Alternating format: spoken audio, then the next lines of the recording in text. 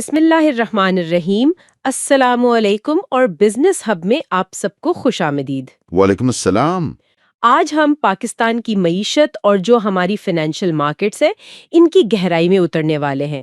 ہمارے پاس کچھ بہت دلچسپ اعداد و شمار ہیں جی، اور کچھ حیران کن کامیابیاں بھی ہیں جن پر بات کرنا بہت ضروری ہے۔ بالکل، لیکن اس سے پہلے کہ ہم شروع کریں ایک ضروری وضاحت کرنا چاہتی ہوں۔ جی، یہ بہت اہم ہے کہ ہمارے سننے والے یہ جان لیں کہ یہ گفتگو صرف تعلیمی اور معلوماتی مقاصد کے لیے ہے۔ ہم یہاں کوئی سرمایہ کاری کا مشورہ نہیں دے رہے، اور ہمارا سارا تجزیہ اس معلومات پر مبنی ہے جو عوامی طور پر دستیاب ہے، جیسے کمپنیوں کی رپورٹس، مارکیٹ کی خبریں وغیرہ۔ بالکل۔ مقصد آپ کو باخبر کرنا ہے تاکہ آپ خود بہتر فیصلے کر سکیں۔ تو چلیں شروع کرتے ہیں۔ آج ہم پاکستان اسٹاک ایکسچینج کی 10 ایسی کمپنیوں پر ایک گہری نظر ڈالیں گے جن میں اگلے 3 سے 5 سالوں میں غیر معمولی ترقی کی صلاحیت نظر آتی ہے، یعنی جنہیں ہم ملٹی بیگرز کرتے ہیں۔ جی بالکل، اور یہ سمجھنا ضروری ہے کہ یہ فہرست صرف اندازوں پر مبنی نہیں ہے۔ اس کے پیچھے ٹھوس وجوہات ہیں، جیسے ہر کمپنی کی اپنی مالی کارکردگی، اپنے شعبے میں اس کی پوزیشن، اور سب سے اہم پاکستان کے معاشی حالات جو اب بہتر ہو رہے ہیں۔ تو اسی سے شروع کرتے ہیں۔ پاکستان کی معیشت، ایسا لگ رہا ہے کہ ہم ایک اہم موڑ پر ہیں۔ IMF کی سپورٹ تو ہے ہی، لیکن توانائی اور ٹیکس جیسے شعبوں میں جو بنیادی تبدیلیاں آ رہی ہیں وہ زیادہ اہم ہیں۔ صحیح۔ اور یہ اڑان پاکستان منصوبہ جس کا ہدف 2028 تک 6% GDP گروتھ ہے، یہ تو کافی بڑا ہدف ہے۔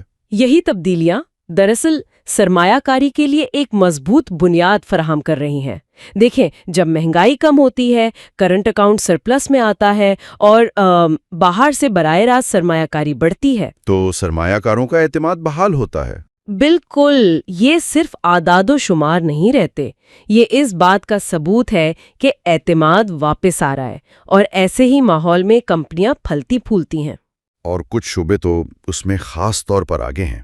IT تو واضح ہے، $25 ارب کی برآمدات کا ہدف، یہ کوئی چھوٹی بات نہیں۔ جی، اور اس کے ساتھ ساتھ بینکنگ کا شعبہ، خاص طور پر اسلامی بینکنگ، جس تیزی سے پھیل رہی ہے۔ اور روایتی شعبے بھی ہیں۔ انہیں بالکل نظر انداز نہیں کرنا چاہیے۔ پیٹرو کیمیکلز، توانائی، اور خاص طور پر کان کنی، جہاں ریکارڈنگ جیسے بڑے منصوبے پورے کھیل کو بدل سکتے ہیں۔ اسی طرح مینوفیکچرنگ، چاہے وہ ٹیکسٹائل ہو، سیمنٹ یا سٹیل۔ تو آج ہم جن 10 کمپنیوں کی بات کریں گے وہ انہی اہم شعبوں کی نمائندگی کرتی ہیں۔ چلیں تو پہلی کمپنی سے شروع کرتے ہیں۔ ٹیکنالوجی کا سب سے بڑا نام سسٹمز لمیٹڈ یعنی SYS۔ جی، 1977 سے قائم ہے۔ اور اب یہ ایک گلوبل پلیئر بن چکی ہے۔ پچھلے 5 سالوں میں 282% سے زیادہ کا ریٹرن، یہ واقعی حیران کن ہے۔ بالکل، اور مالی حالت دیکھیں تو کہانی اور دلچسپ ہو جاتی ہے۔ 2023 میں آمدنی 55% بڑھی۔ 55%؟ جی، اور 2024 میں مزید 20% اضافے سے 38.5 ارب روپے تک پہنچ گئی۔ یہ زبردست ترقی ہے۔ لیکن اسی دوران میں نے دیکھا کہ منافع میں 29% کی کمی بھی آئی ہے، 6.1 ارب روپے تک۔ یہ تو ایک بہت بڑا عدد ہے۔ یہ ایک بہت اہم سوال ہے۔ اس کمی کی 3 بڑی وجوہات تھیں۔ ایک تو آپریشنل اخراجات بڑھے، دوسرا روپے کی قدر میں اضافہ ہوا جس سے برآمدی آمدنی کی مالیت کم ہوئی۔ اچھا۔ اور تیسرا ایک امپیئرمنٹ چارج تھا۔ لیکن جو چیز زیادہ اہم ہے وہ یہ ہے کہ اس کے باوجود کمپنی کی بنیادیں بہت مضبوط ہیں۔ اس کا ڈیبٹ ٹو ایکوٹی تناسب صرف 3.6% ہے۔ 3.6%؟ عام سرمایہ کار کے لیے اس کا کیا مطلب ہے؟ یہ اتنا اہم کیوں ہے؟ یہ اس لیے اہم ہے کیونکہ یہ ظاہر کرتا ہے کہ سسٹمز اپنی ترقی کو اپنے ہی منافع سے فنڈ کر رہی ہے، قرض لے کر نہیں۔ یہ انہیں معاشی غیر یقینی صورتحال میں بہت زیادہ محفوظ اور لچکدار بناتا ہے۔ وہ کسی بھی بحران کا سامنا کرنے کے لیے دوسروں سے بہتر پوزیشن میں ہیں۔ اور ان کا آگے بڑھنے کا منصوبہ کیا ہے؟ عالمی توسیع، کنفیز جیسی کمپنیوں کو خریدنا؟ جی، اور سسٹمز وینچرز کے ذریعے نئے سٹارٹ اپس میں سرمایہ کاری کرنا، یہ ایک جارحانہ حکمت عملی ہے۔ لیکن اس میں سب سے بڑا خطرہ کیا ہو سکتا ہے؟ سب سے بڑا خطرہ جون 2026 میں آئے گا۔ ابھی IT برآمدات پر صرف 0.25% کا رعایتی ٹیکس ہے۔ اگر یہ ختم ہو گیا تو منافع پر بہت گہرا اثر پڑے گا۔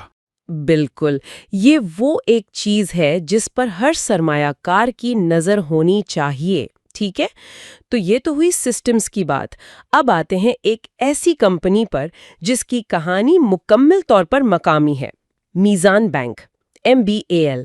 میزان بینک کی کامیابی کی وجہ پاکستان میں اسلامی فائنانس کی بڑھتی ہوئی مانگ ہے، لیکن ان کی اصل طاقت ان کے کرنٹ اور سیونگ اکاؤنٹس ہیں، جنہیں بینکنگ کی زبان میں کاسا کہتے ہیں۔ کاسا، یہ کیا ہے اور یہ بینک کے لیے اتنا اہم کیوں ہے؟ آسان لفظوں میں کاسا کا مطلب ہے وہ پیسہ جو بینک عوام سے لیتا ہے، جس پر اسے یا تو کوئی سود نہیں دینا پڑتا یا بہت کم دینا پڑتا ہے۔ یہ فنڈنگ کا سب سے سستا ذریعہ ہے۔ اچھا، تو جس بینک کا کاسا جتنا زیادہ ہوگا اس کا منافع اتنا ہی بہتر ہوگا، اور میزان بینک اس معاملے میں بہت مضبوط ہے۔ ٹھیک ہے، تو ٹیکنالوجی اور فائنانس کے بعد اب ایک بنیادی صنعت کی طرف چلتے ہیں، لکی سیمنٹ، LUC۔ جی، اور یہ صرف ایک سیمنٹ کمپنی نہیں ہے بلکہ ایک بہت بڑا صنعتی گروپ ہے۔ صحیح۔ سیمنٹ ان کا بنیادی کاروبار ہے، اور مستقبل میں ہاؤسنگ اسکیموں اور بڑے انفراسٹرکچر منصوبوں سے اس کی مانگ بڑھنے کی امید ہے۔ لیکن اس کے علاوہ لکی سیمنٹ نے توانائی، آٹو موبائل اور کیمیکلز جیسے شعبوں میں بھی بڑی سرمایہ کاری کی ہے۔ مطلب یہ کہ انہوں نے اپنے کاروبار کو کافی متنوع بنایا ہوا ہے۔ بالکل، جو اسے معیشت کے کسی ایک شعبے کے اتار چڑھاؤ سے محفوظ رکھتا ہے۔ اب دوبارہ بینکنگ کی طرف آتے ہیں، لیکن اس بار ایک روایتی بینک، حبیب بینک لمیٹڈ، HBL۔ جی، HBL کی حالیہ کامیابی کا ایک بڑا راز روشن ڈیجیٹل اکاؤنٹ یعنی RDA ہے۔ اچھا، RDA۔ جی، یہ بیرون ملک مقیم پاکستانیوں کے لیے ایک انقلابی اقدام تھا، اور HBL نے اس مارکیٹ کا سب سے بڑا حصہ حاصل کیا ہے۔ یہ صرف پیسے لانے کی بات نہیں، یہ ڈیجیٹل بینکنگ میں ان کی قیادت کو ظاہر کرتا ہے۔ صحیح۔ اب اگلی company Engro polymer and chemicals, EPCL۔ یہ تو بہت منفرد پوزیشن میں ہے۔ بالکل، یہ پاکستان میں پولی وائنل کلورائڈ یعنی PVC ریزن کی واحد بنانے والی کمپنی ہے۔ واحد؟ جی، واحد۔ اور یہی واحد ہونا اس کی سب سے بڑی طاقت ہے، اس کی عملی طور پر اجارہ داری ہے۔ مطلب ملک میں PVC کی جتنی بھی مانگ ہے، اس کا سارا فائدہ براہ راست EPCL کو ہوتا ہے۔ درست، اور انہوں نے حال ہی میں اپنی پیداواری صلاحیت کو بھی بڑھایا ہے، اور وہ تھنک PVC جیسے اقدامات کے ذریعے PVC کے نئے استعمال کو بھی فروغ دے رہے ہیں۔ بہت دلچسپ۔ اب ایک اور کہانی، چراٹ پیکیجنگ CPPL کی۔ انہوں نے اپنے کاروبار میں ایک بڑی تبدیلی کی ہے۔ جی ہاں، اور یہ ایک بہت ہوشیار تبدیلی ہے۔ وہ روایتی کم منافع بخش کاغذی بوریوں سے ہٹ کر زیادہ منافع بخش لچکدار پیکیجنگ کی طرف جا رہے ہیں۔ یہ وہ پیکیجنگ ہے جو کھانے پینے کی اشیاء پر نظر آتی ہے؟ جی بالکل۔ اس تبدیلی سے نہ صرف ان کا منافع بڑھ رہا ہے، بلکہ سیمنٹ سیکٹر پر ان کا انحصار بھی کم ہو رہا ہے، اور شمسی توانائی میں ان کی سرمایہ کاری ان کے اخراجات کو مزید کم کرے گی۔ اب آتے ہیں توانائی کے شعبے پر۔ Pakistan petroleum limited, PPL۔ یہ تو ایک بہت پرانا اور بڑا نام ہے۔ جی، 1950 سے قائم ہے۔ یہ ایک کلاسک کیس ہے، ایک مستحکم منافع دینے والی کمپنی۔ پچھلے 5 سالوں میں اس کی آمدنی اور منافع میں اوسطاً 13 سے 16% سالانہ اضافہ ہوا ہے۔ لیکن اب تو ان کے پرانے گیس فیلڈ سے پیداوار کم ہو رہی ہے نا؟ جی، قدرتی طور پر کم ہو رہی ہے۔ تو پھر اس میں ملٹی بیگر بننے کی صلاحیت کہاں سے آئی؟ ترقی کہاں سے آئے گی؟ ترقی آئے گی زمین کے نیچے سے، لیکن اس بار گیس کی صورت میں نہیں بلکہ معدنیات کی صورت میں۔ معدنیات؟ جی، PPL اپنی حکمت عملی کو توانائی سے کان کنی کی طرف منتقل کر رہی ہے، اور اس حکمت عملی کا مرکز ہے ریکوڈک کا منصوبہ۔ ریکوڈک، یہ نام تو ہم کئی سالوں سے سن رہے ہیں۔ اس منصوبے میں ایسا کیا خاص ہے کہ یہ PPL کی قسمت بدل سکتا ہے؟ دیکھیں، ریکوڈک بلوچستان میں واقع تانبے اور سونے کے دنیا کے سب سے بڑے ذخائر میں سے ایک ہے۔ PPL کا اس میں 25% حصہ ہے، اور ان کا پارٹنر دنیا کی سب سے بڑی مائننگ کمپنیوں میں سے ایک بیرک گولڈ ہے۔ اور اس کان کی عمر 40 سال سے زیادہ بتائی جاتی ہے۔ جی، اگر یہ منصوبہ کامیاب ہوتا ہے تو پی پی ایل کی آمدنی اور منافع میں کئی گنا اضافہ ہو سکتا ہے۔ انتظامیہ کا خیال ہے کہ 5 سال کے اندر کان کنی کمپنی کی آمدنی کا ایک بہت بڑا حصہ بن جائے گی۔ لیکن یہ ایک بہت بڑا اگر ہے۔ اتنے بڑے منصوبے میں عمل درآمد کے خطرات بھی ہوں گے۔ بالکل درست، اور عالمی منڈی میں تانبے اور سونے کی قیمتیں بھی غیر مستحکم رہتی ہیں۔ اسی لیے پی پی ایل ایک صبر آزما اور زیادہ خطرہ برداشت کرنے والے سرمایہ کار کے لیے ہے۔ یہ ایک طویل مدتی کھیل ہے۔ ٹھیک ہے، اب پاکستان کی سب سے بڑی برآمدی صنعت یعنی ٹیکسٹائل کی طرف آتے ہیں۔ ہماری فہرست میں 8واں نام نشاط ملز لمیٹڈ NML کا ہے۔ نشاط ملز پاکستان کی سب سے بڑی اور جدید ترین ٹیکسٹائل کمپنیوں میں سے ایک ہے۔ ایک ایسے وقت میں جب ملک برآمدات پر مبنی ترقی پر توجہ دے رہا ہے، NML اس سے فائدہ اٹھانے کے لیے بہترین پوزیشن میں ہے۔ تو توقع یہ ہے کہ فروخت بڑھے گی؟ جی، فروخت کے حجم میں اضافے کی توقع ہے، اور ساتھ ہی کم شرح سود اور کم ٹیکسوں کی وجہ سے ان کے منافع میں بھی نمایاں اضافہ دیکھنے کو مل سکتا ہے۔ صحیح۔ اب ایک ایسی کمپنی کی بات کرتے ہیں جو ہر کسی کی جیب میں موجود چیز سے وابستہ ہے۔ Air link communication. Air link میں دھماکہ خیز ترقی کی صلاحیت ہے۔ اس کی آمدنی اور منافع کی پیشگوئیاں مارکیٹ کی اوسط سے کہیں زیادہ ہیں۔ اور اس کی وجہ؟ اس کی 2 بڑی وجوہات ہیں۔ ایک، پاکستان میں سمارٹ فونز کا استعمال تیزی سے بڑھ رہا ہے، اور دوسرا، حکومت کی make in Pakistan policy. Air link ان دونوں رجحانات کے بالکل مرکز میں ہے۔ اور آخر میں 10ویں کمپنی جو شاید سب سے زیادہ دلچسپ اور سب سے زیادہ خطرناک بھی ہے، آغا اسٹیل انڈسٹریز AGH۔ آغا اسٹیل ایک کلاسک ٹرن اراؤنڈ کہانی ہے۔ یہ ٹیکنالوجی کے لحاظ سے پاکستان کی سب سے جدید اسٹیل کمپنیوں میں سے ایک ہے۔ ان کے پاس جدید میڈا پلانٹ ہے نا؟ جی، جو کم لاگت پر بہتر کوالٹی کا اسٹیل بنا سکتا ہے۔ تو پھر مسئلہ کہاں ہے؟ اگر ٹیکنالوجی اتنی اچھی ہے تو یہ خطرناک سرمایہ کاری کیوں ہے؟ مسئلہ ان کی مالی حالت ہے۔ کمپنی اس وقت شدید مالی مشکلات کا شکار ہے اور اپنے قرض دہندانوں کے ساتھ قرضوں کی تنظیموں کے لیے بات چیت کر رہی ہے۔ مطلب یہ زیادہ خطرہ، زیادہ انعام والی صورتحال ہے۔ بالکل، اگر وہ اپنی مالی مشکلات پر قابو پا لیتے ہیں اور اپنی جدید ٹیکنالوجی کا بھرپور فائدہ اٹھانے میں کامیاب ہو جاتے ہیں تو ان کے سٹاک کی قدر میں بہت بڑا اضافہ ہو سکتا ہے۔ لیکن اگر وہ ناکام رہتے ہیں تو خطرہ بھی اتنا ہی بڑا ہے۔ تو آئیے ان سب کو سمیٹتے ہیں۔ پاکستان سٹاک ایکسچینج میں دلچسپ مواقع نظر آ رہے ہیں۔ اگر ہم ان 10 کمپنیوں کو گروپ کریں تو ایک تصویر بنتی ہے۔ ایک طرف ٹیکنالوجی اور جدید بینکنگ کی کمپنیاں ہیں، SYS، MEBL، HBL اور ایئر لنک۔ جی، اور دوسری طرف بنیادی اور بھاری صنعتیں ہیں، لک، PPL، EPCL اور AGHA، جو معیشت کی ریڑھ کی ہڈی ہیں۔ اور تیسرا گروپ مینوفیکچرنگ اور برآمدات کا ہے، جس میں NML اور CPPL شامل ہیں۔ اور ہر کہانی کے ساتھ اپنا ایک منفرد رسک پروفائل جڑا ہے۔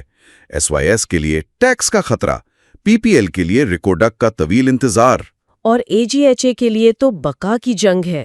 صحیح ہے، بالکل۔ لیکن خطرات کے باوجود ان تمام کمپنیوں میں ایک بات مشترک ہے۔ ان کے پاس مضبوط بنیادی اصول اور ترقی کے واضح محرکات ہیں۔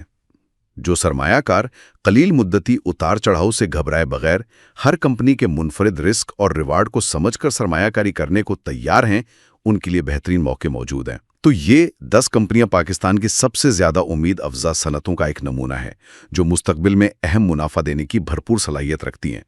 انفرادی کمپنیوں کی ان کہانیوں پر غور کرتے ہوئے ایک گہرا سوال ابھرتا ہے۔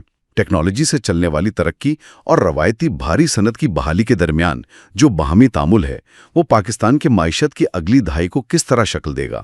جواب شاید کسی ایک شعبے میں نہیں، بلکہ ان کے درمیان بننے والے روابط میں پوشیدہ ہے۔ اب آئیے BML کے بارے میں بات کرتے ہیں۔ تو آج ہم ایک ایسے کارپوریٹ ایکشن کی گہرائی میں جا رہے ہیں جس نے کئی سرمایہ کاروں کو سوچ میں ڈال دیا ہے۔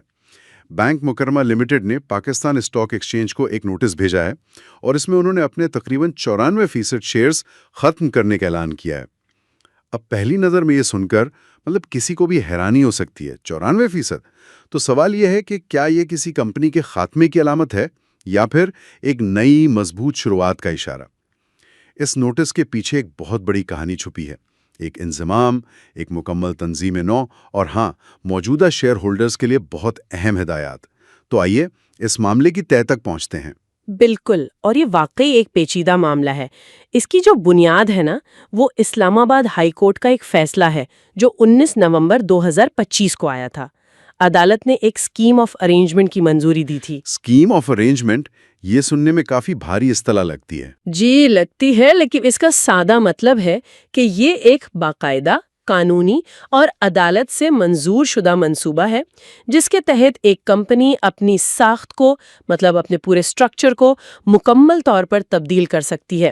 تو یہ کوئی اچانک لیا گیا فیصلہ نہیں ہے، بلکہ ایک لمبے قانونی عمل کا نتیجہ ہے جس میں 2 کمپنیاں شامل ہیں، ایک تو خود بینک مکرمہ لمیٹڈ اور دوسری ہے گلوبل ہالی ڈیولپمنٹ لمیٹڈ یعنی GHDL۔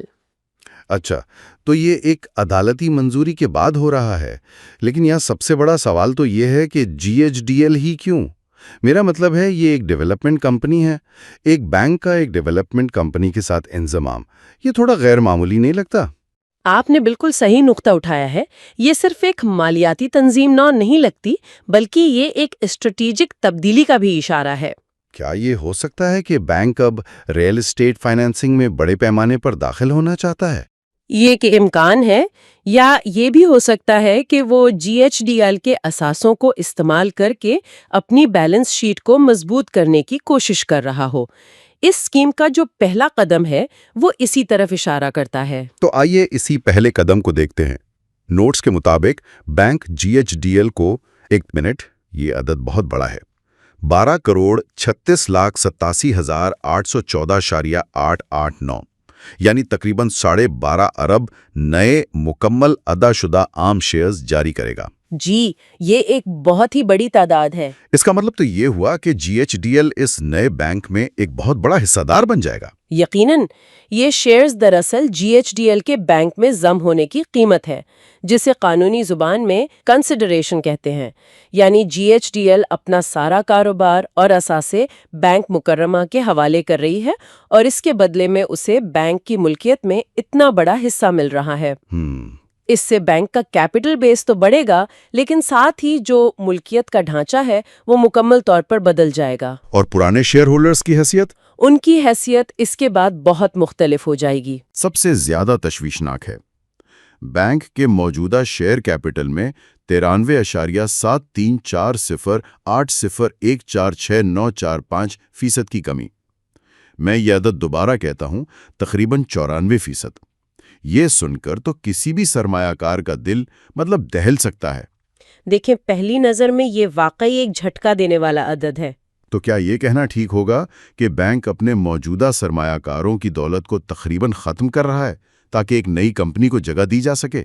نہیں، ختم کرنا شاید صحیح لفظ نہ ہو۔ اسے سمجھنے کے لیے ہمیں شیئر کیپٹل میں کمی کے تصور کو سمجھنا ہوگا۔ یہ قدر کو ختم کرنا نہیں، بلکہ اسے ایڈجسٹ کرنا ہے۔ ایڈجسٹ کرنا؟ کیسے؟ اس کو اس طرح سے سوچیں کہ فرض کریں آپ کے پاس ایک بہت بڑی پیزا کی ٹرے ہے جس میں 100 چھوٹے چھوٹے ٹکڑے ہیں، لیکن پیزا خود صرف ٹرے کے ایک کونے میں پڑا ہے۔ یہ تنظیم نو اس طرح ہے کہ آپ وہ پرانی ٹرے پھینک کر ایک نئی مناسب سائز کی ٹرے لاتے ہیں اور اسی پیزا کو 6 بڑے ٹھوس ٹکڑوں میں کاٹ دیتے ہیں۔ اچھا، پیزا اتنا ہی ہے، لیکن اس کی نمائندگی کا طریقہ بدل گیا ہے۔ یہ عمل تمام موجودہ شیئر ہولڈرز پر یکساں طور پر لاگو ہو رہا ہے، کسی کے ساتھ امتیازی سلوک نہیں۔ یہ ایک اچھی مثال ہے، لیکن اس نفسیاتی اثر کا کیا جو ایک سرمایہ کار پر پڑتا ہے جب وہ دیکھتا ہے کہ اس کے 1000 شیئرز کم ہو کر صرف 63 رہ گئے؟ یہ خطرہ بالکل موجود ہے، اور اسی لیے اس طرح کی کارروائیوں کے بارے میں شفاف اور واضح ابلاغ بہت ضروری ہوتا ہے۔ یہ ایک طرح کا ری بیسنگ عمل ہے۔ پرانے شیئرز کی قدر شاید مارکیٹ میں پہلے ہی کم ہو چکی ہو، اور یہ کمی اس حقیقت کو کمپنی کی کتابوں میں تسلیم کرنے کے مترادف ہے۔ ٹھیک ہے۔ اس کے بعد جو تیسرا قدم اٹھایا جا رہا ہے وہ مستقبل کی تصویر کو واضح کرتا ہے۔ اور وہ تیسرا قدم ہے بینک کا نیا شیئر کیپٹل ڈھانچہ۔ اس پوری کارروائی کے بعد بینک کا نیا جاری شدہ اور ادا شدہ سرمایہ 10 ارب روپے ہوگا، اور یہ سرمایہ 1 ارب عام شیئرز میں تقسیم ہوگا، جن میں سے ہر ایک کی قیمت 10 روپے ہوگی۔ یہ ایک بہت صاف ستھرا راؤنڈ فگر ہے۔ جی، اور یہ محض اتفاق نہیں ہے، یہ ایک صاف ستھری شروعات کی علامت ہے۔ GHDL کا انتظام ہوا، پرانے شیئر کیپٹل کو نئی حقیقت کے مطابق ایڈجسٹ کیا گیا، اور اب بینک مارکیٹ کے سامنے ایک نئے، واضح اور سادہ مالیاتی ڈھانچے کے ساتھ کھڑا ہے۔ مطلب سرمایہ کاروں کے لیے سمجھنا آسان ہو جائے گا؟ بالکل، 10 ارب روپے کا ادا شدہ سرمایہ اور 1 ارب شیئرز کا مطلب ہے کہ مستقبل کے سرمایہ کاروں کے لیے بینک کی مالی حیثیت کا اندازہ لگانا بہت آسان ہوگا۔ یہ مستقبل کی ترقی کے لیے ایک نئی اور مضبوط بنیاد فراہم کرتا ہے۔ ٹھیک ہے، تو یہ پوری پیچیدہ کارروائی ایک نئی شروعات کے لیے ہے۔ اب سب سے اہم سوال کی طرف آتے ہیں۔ ایک عام شیئر ہولڈر کو اب کیا کرنا چاہیے؟ ان کے لیے عملی ہدایات کیا ہیں؟ سب سے پہلے تو ایک تاریخ کا ذکر ہے، بک کلوجر۔ نوٹس میں کہا گیا ہے کہ بینک کی شیئر ٹرانسفر بکس 31 جنوری 2026 بروز ہفتہ بند رہیں گی۔ بک کلوجر کی تاریخ بہت اہم ہوتی ہے۔ اس کا مطلب ہے کہ اس دن شیئرز کی کوئی خرید و فروخت رجسٹر نہیں ہوگی، لیکن شیئر ہولڈرز کے لیے جو اصل اہم تاریخ ہے نا، وہ اس سے ایک دن پہلے کی ہے، یعنی 30 جنوری 2026 بروز جمعہ۔ اچھا، یعنی جمعے کا دن۔ جی، جن شیئر ہولڈرز کے نام اس تاریخ کو کاروباری اوقات کے اختتام تک ممبرز کے رجسٹر میں درج ہوں گے، صرف وہی اس تنظیم 9 کے بعد نئے شیئرز حاصل کرنے کے حقدار ہوں گے۔ یہ ایک معیاری طریقہ کار ہے تاکہ اہل شیئر ہولڈرز کی ایک حتمی فہرست تیار کی جا سکے اور بعد میں کوئی ابہام نہ رہے۔ اور ان لوگوں کا کیا ہوگا جن کے پاس اب بھی پرانے کاغذی یعنی فزیکل شیئر سرٹیفکیٹس ہیں؟ کیونکہ آج کل زیادہ تر ٹریڈنگ تو ڈیجیٹل ہوتی ہے، لیکن اب بھی بہت سے پرانے سرمایہ کاروں کے پاس فزیکل سرٹیفکیٹس موجود ہیں۔ جی، اور یہ بہت ہی اہم ہدایت ہے۔ نوٹس کے مطابق تمام موجودہ فزیکل شیئر سرٹیفکیٹس 31 جنوری 2026 سے منسوخ تصور کیے جائیں گے۔ منسوخ؟ اس کا کیا مطلب ہے؟ اگر کوئی شیئر ہولڈر اس پر عمل نہیں کرتا تو تکنیکی طور پر اس کے پاس اپنی ملکیت کا کوئی ثبوت نہیں رہے گا۔ تو انہیں کرنا کیا ہے؟ نوٹس میں واضح طور پر لکھا ہے کہ ایسے تمام شیئر ہولڈرز کو اپنے اصل یعنی اوریجنل شیئر سرٹیفکیٹس اور ساتھ میں اپنے قومی شناختی کارڈ کی ایک تصدیق شدہ کاپی بینک کے شیئر رجسٹرار کو جمع کروانی ہوگی۔ جی، تبھی انہیں نئے شیئرز کے سرٹیفکیٹ جاری کیے جائیں گے۔ رجسٹرار کا پتہ بھی دیا گیا ہے، MSTHK ایسوسیٹس پرائیویٹ لمیٹڈ، جو کراچی کے DHA فیز 7 میں واقع ہیں۔ یہ ایک لازمی عمل ہے اور یہاں کمپنی کی ذمہ داری بنتی ہے کہ وہ اس بات کو یقینی بنائے کہ یہ پیغام ہر شیئر ہولڈر تک پہنچے۔ اس بارے میں بھی نوٹس میں کچھ تفصیلات ہیں۔ بینک نے اس کی کاپیاں پاکستان اسٹاک ایکسچینج کے علاوہ SECP اور اسٹیٹ بینک کو بھی بھیجی ہیں۔ لیکن جو بات مجھے تھوڑی کھٹک رہی ہے وہ یہ ہے کہ اس کا اشتہار 20 جنوری 2026 کو روزنامہ، نوائے وقت اور بزنس ریکارڈر میں شائع کرنے کا کہا گیا ہے۔ کیا آج کے ڈیجیٹل دور میں صرف 2 اخباروں میں ایک اشتہار دینا کافی ہے؟ ان چھوٹے سرمایہ کاروں کا کیا ہوگا جو شاید یہ اخبارات نہیں پڑھتے؟ یہ ایک بہت اہم نکتہ ہے۔ قانونی طور پر کمپنیز ایکٹ 2017 اور PSX رول بک کے تحت یہ تقاضے پورے کرنا کافی سمجھا جاتا ہے، لیکن اچھی کارپوریٹ گورننس کا تقاضا یہ ہے کہ کمپنی اپنے شیئر ہولڈرز تک پہنچنے کے لیے ہر ممکن ذریعہ استعمال کرے، جیسے کہ SMS یا ای میلز؟ بالکل، آج کے دور میں ویب سائٹ، سوشل میڈیا اور SMS الرٹس جیسے ذرائع بھی استعمال کیے جا سکتے تھے تاکہ اس بات کو یقینی بنایا جا سکے کہ کوئی بھی چھوٹا سرمایہ کار معلومات کی کمی کی وجہ سے اپنے حق سے محروم نہ رہ جائے۔ قانونی ذمہ داری اور اخلاقی ذمہ داری میں یہی فرق ہے۔ تو اگر ہم اس پوری گفتگو کا خلاصہ کریں، ہم نے ایک چونکا دینے والے 94% کے عدد سے شروعات کی اور دیکھا کہ یہ بینک مکرمہ کی ایک بڑی تنظیم 9 کا حصہ ہے جس میں وہ GHDL نامی ڈیولپمنٹ کمپنی کے ساتھ انتظام کر رہا ہے۔ یہ صرف اعداد و شمار کی تبدیلی نہیں بلکہ ایک اسٹریٹجک تبدیلی کا اشارہ ہے۔ بالکل، اور موجودہ شیئر ہولڈرز کے لیے سب سے اہم بات یہ ہے کہ 30 جنوری 2026 کی تاریخ یاد رکھیں اور جن کے پاس فزیکل سرٹیفکیٹس ہیں وہ انہیں فوراً نئے سرٹیفکیٹس کے لیے جمع کروا دیں۔ یہ بالکل درست خلاصہ ہے، لیکن اس پوری کہانی کا اصل سبق اس نوٹس کے اعداد و شمار سے آگے ہے۔ یہاں جو بڑا سوال پیدا ہوتا ہے وہ یہ ہے کہ اس تنظیم 9 کے پیچھے اصل ویژن کیا ہے؟ ایک بینک کا ایک ڈیولپمنٹ کمپنی کے ساتھ انضمام کر کے اپنی قسمت کو ریئل اسٹیٹ سیکٹر سے جوڑ دینا ایک بہت بڑا جوا ہے۔ اگر پاکستان کا پراپرٹی سیکٹر آنے والے سالوں میں ترقی کرتا ہے تو یہ ایک انتہائی ذہین اور کامیاب فیصلہ ثابت ہو سکتا ہے۔ اور اگر نہیں کرتا تو؟ لیکن اگر یہ سیکٹر کسی بحران کا شکار ہوتا ہے تو بینک نے اپنا مستقبل بھی اس کے ساتھ داؤ پر لگا دیا ہے۔ یہ وہ اونچے داؤ کا کھیل ہے جس پر اب سرمایہ کاروں کو گہری نظر رکھنی چاہیے۔ اصل کہانی تو اب شروع ہوگی۔ ایک بہت ہی اہم نقطہ، یعنی اس تنظیم نو کے اصل اثرات اور اس کے پیچھے چھپی حکمت عملی کا امتحان تو آنے والے وقت میں ہی ہوگا۔ اس پر ہماری نظر رہے گی۔ تو جہاں ایک طرف بینک مکرمہ اس بڑی تبدیلی سے گزر رہا ہے، وہیں مارکیٹ میں دوسرے کھلاڑی بھی اپنی چالیں چل رہے ہیں۔ اب ہم مالیاتی مارکیٹ کے کچھ اور اہم کھلاڑیوں کا جائزہ لیتے ہیں اور دیکھتے ہیں کہ ان کے کیمپ میں کیا چل رہا ہے۔ اب آئیے TPLP، لاٹ کیم اور ویوز پر بات کرتے ہیں۔ تو آج ہم پاکستان کی کارپوریٹ دنیا سے 3 بہت ہی دلچسپ اور بالکل مختلف کہانیاں لے کر آئے ہیں۔ جی، ایک کمپنی جو اپنا سب کچھ ایک ہی بڑے خواب پر لگا رہی ہے، ایک دوسری جہاں نئی انتظامیہ نے آ کر اسے ایک نئی زندگی دینے کی کوشش کی ہے، اور ایک تیسری جو ایک بڑا اعلان کر کے بس غائب ہی ہو گئی ہے۔ بالکل، ہم بات کر رہے ہیں TPL پراپرٹیز، لوٹا کیمیکل اور ویوز کارپوریشن کی۔ تو آئیے پہلی کہانی سے شروع کرتے ہیں۔ TPL پراپرٹیز یعنی TPLP۔ اچھا، یہاں کی سب سے بڑی خبر یہ ہے کہ انہوں نے اپنا پورا بزنس ماڈل ہی آپ کہہ لیں بدل دیا ہے۔ بدل دیا ہے؟ کس طرح؟ اب یہ صرف ایک پراپرٹی کمپنی نہیں رہی، یہ ایک ہولڈنگ کمپنی بن گئی ہے جس کی سب سے بڑی سرمایہ کاری ہے TPL ریٹ فنڈ 1 میں۔ ایک منٹ، ریٹ مطلب ریئل اسٹیٹ انویسٹمنٹ ٹرسٹ؟ جی بالکل، اور یہ پاکستان کا پہلا شریعہ کمپلائنٹ ہائیبرڈ ریٹ ہے۔ اچھا، تو وہ اپنے سارے دوسرے پروجیکٹس چھوڑ کر صرف ایک فنڈ پر فوکس کر رہے ہیں۔ یہ تو بہت بڑا رسک لگ رہا ہے۔ ون ہوشانگ جو کہ انتہائی لگژری اپارٹمنٹس کا پروجیکٹ تھا، پھر ایک ٹیکنالوجی پارک تھا، اور تیسرا دا مینگروو۔ صحیح۔ اب نئی حکمت عملی یہ ہے کہ اپنی تمام تر توجہ، سارا پیسہ صرف اور صرف دا مینگروو پر لگایا جائے۔ تو پھر باقی 2 پروجیکٹس کا کیا ہوگا؟ ون ہوشانگ اور ٹیکنالوجی پارک کا؟ انہیں بیچا جا رہا ہے۔ مقصد یہ ہے کہ ان کو بیچ کر جو بھی رقم ملے وہ سب اس ایک میگا پروجیکٹ دا مینگروو میں لگائی جائے۔ واہ، تو پھر اس دا مینگروو میں ایسی کیا خاص بات ہے؟ یہ کراچی میں 40 ایکڑ پر پھیلا ایک بہت بڑا واٹر فرنٹ کمیونٹی پروجیکٹ ہے، اچھا، اور اس کا ٹارگٹ صرف امیر طبقہ نہیں ہے، یہ متوسط طبقے کے لیے رہائشی ٹاورز، دفاتر اور تجارتی جگہ بنا رہے ہیں۔ یہ تو ایک اچھی بات ہے۔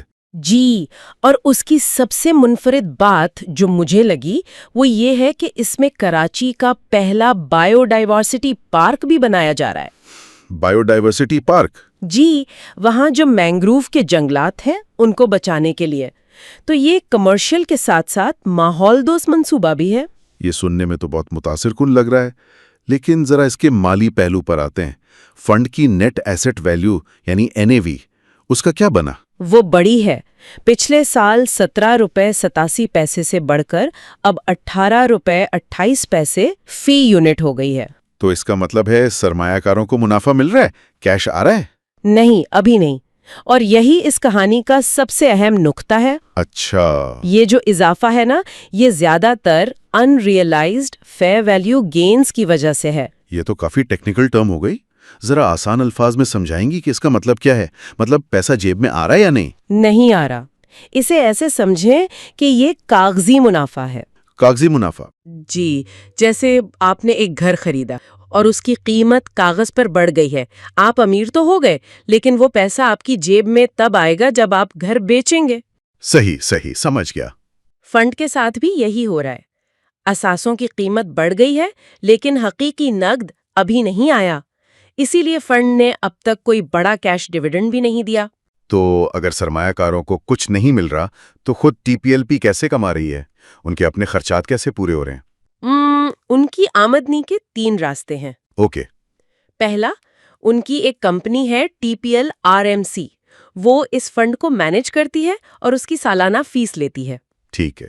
دوسرا، ایک اور کمپنی ہے TPL ڈیولپمنٹس، وہ اس منصوبے کو تعمیر کرے گی تو اسے ڈیولپمنٹ فیس ملے گی. اور تیسرا اور سب سے بڑا ذریعہ جو مستقبل میں آئے گا وہ ہے ریٹ سے ملنے والا ڈیویڈنڈ. اور وہ تب ملے گا جب مینگروو کے اپارٹمنٹس وغیرہ بکنا شروع ہوں گے اور اصل پیسہ آئے گا. بالکل، جب حقیقی نقد فنڈ میں آئے گا. تو TPLP کی کہانی ایک بڑے، خطرناک لیکن شاید بہت منافع بخش داؤ کی ہے. جی، لیکن تب کیا ہوتا ہے جب تبدیلی باہر سے آتی ہے؟ جی، یہ ہمیں ہماری دوسری کہانی کی طرف لے جاتا ہے، لوٹے کیمیکل یعنی LOTECHM، جہاں حال ہی میں ایک بہت بڑا ٹیک اوور ہوا ہے. جی بالکل.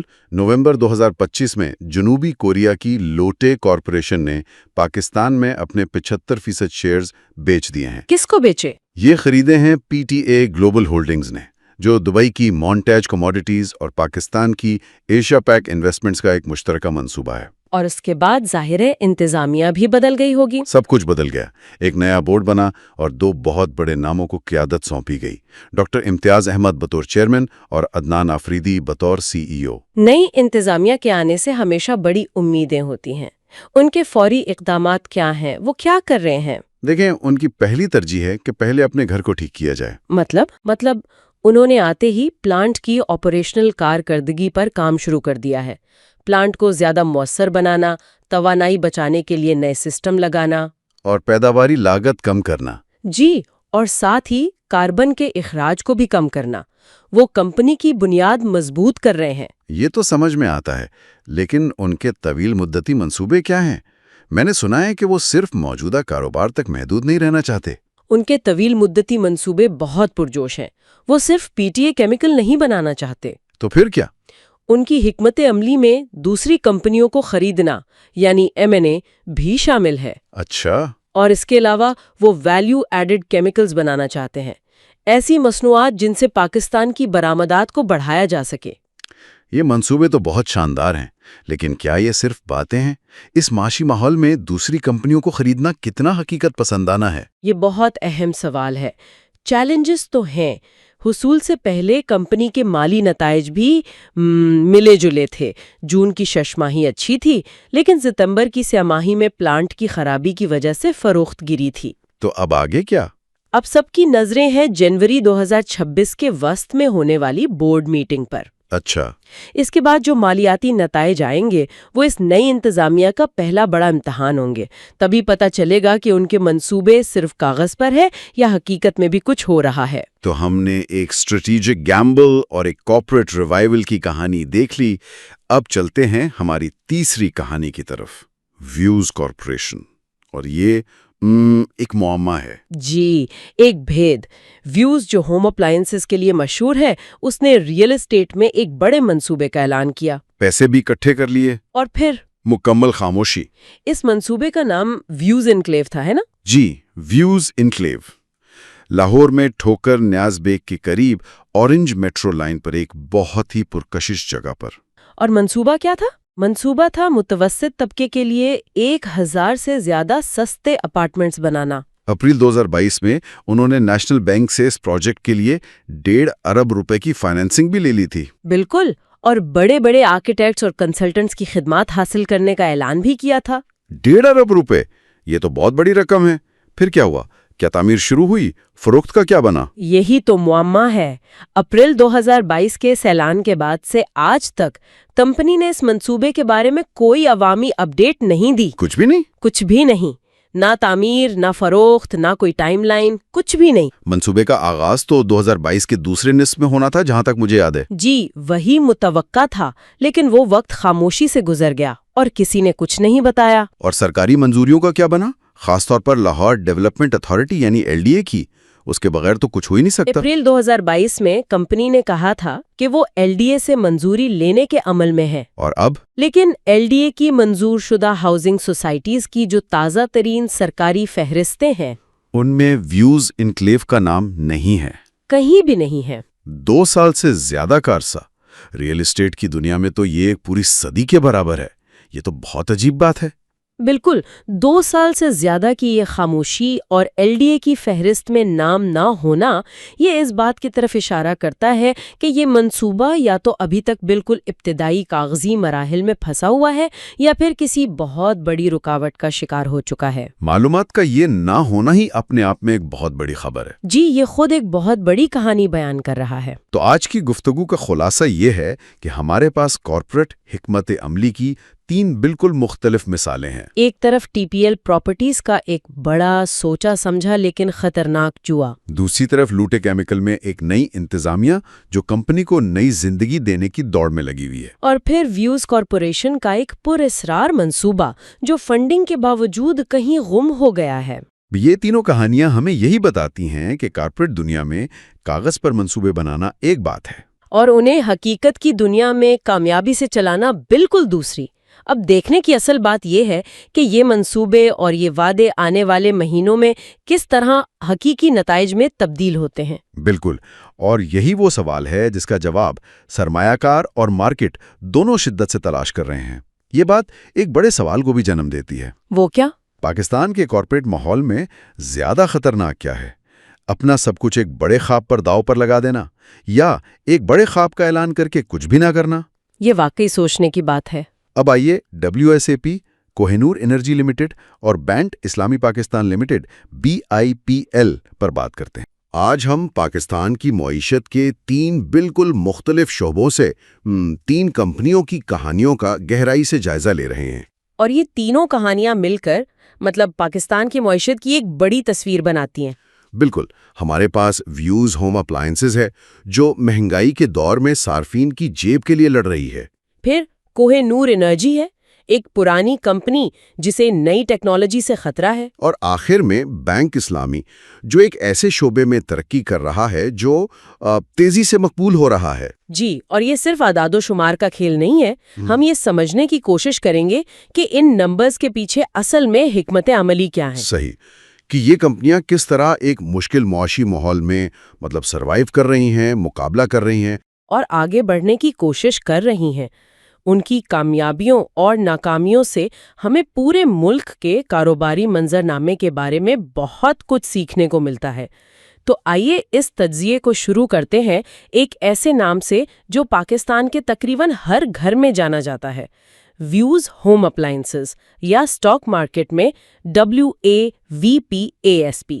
جی، یہ کمپنی اگست 2021 میں اپنی بڑی کمپنی ویوز کارپوریشن سے الگ ہوئی تھی تاکہ صرف گھریلو سامان پر توجہ مرکوز کر سکے۔ اچھا، اور انہوں نے حال ہی میں دسمبر 2023 میں اپنا سٹاک سمبل بھی WALE سے تبدیل کر کے WAVPS کر دیا۔ جی ہاں، اور جب ہم ان کے مالیاتی اعداد و شمار کو دیکھتے ہیں تو ایک بہت ہی دلچسپ اور غیر متوقع تصویر سامنے آتی ہے۔ اچھا، وہ کیسے؟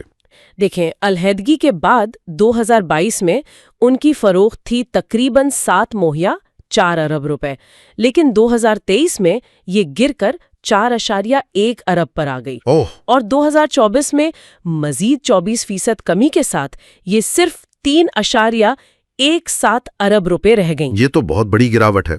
بظاہر تو یہ ایک بری خبر لگتی ہے۔ جی، اور یہ ملک کی معاشی سست روی کو ظاہر کرتی ہے۔